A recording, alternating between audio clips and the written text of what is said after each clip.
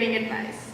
So good that one time a guy named Brandon walked into her room and asked her for help for an emotional text message. Brandon didn't know how to respond to this said text message, so Taylor told him to respond with, "Okay, thanks, I guess."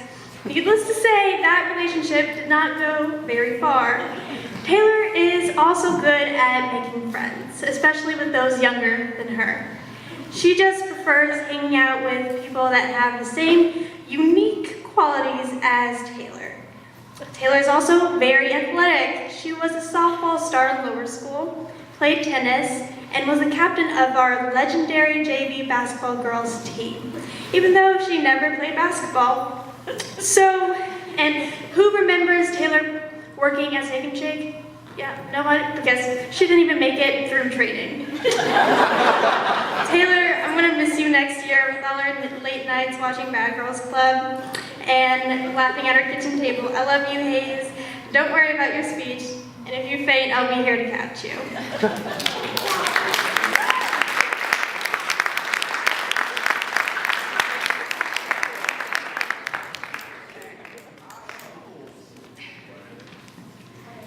Everybody goes through a weird phase in their life. Whether you're going through it now or 4 years ago, we've all been there. We all have something that makes us different or weird, but some people are just more obvious than others. People may classify somebody as being weird if they dress or act differently than everybody else, or if they're just socially awkward. Even though some people like to think of themselves as perfect, deep down we all have something that makes us weird. So what does a person have to be labeled as being weird?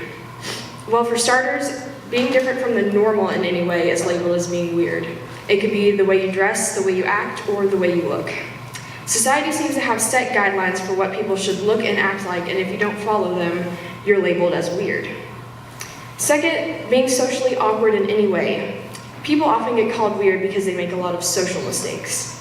Not making enough eye contact? Weird. Standing too close or too far away? Weird. If you fidget a lot or if you make a lot of awkward hand movements when you talk, all of those things can classify you as being weird. Lastly, doing things to amuse yourself that other people don't find as amusing could also classify you as being weird. For me, my weird phase peaked in middle school. Both 7th and 8th grade were very weird years for me. Now, let's not get it twisted. I'm not talking about weird as in a fun, cool way. I'm talking about weird as in more of an uncomfortable, awkward, embarrassing way. When I was in middle school, I used to obsess over everything. In the 7th grade, I was obsessed with Camp Rock. If you're not familiar with Camp Rock, it's the super cool or super popular tween Disney movie starring Demi Lovato and the super cool family trio, the Jonas Brothers.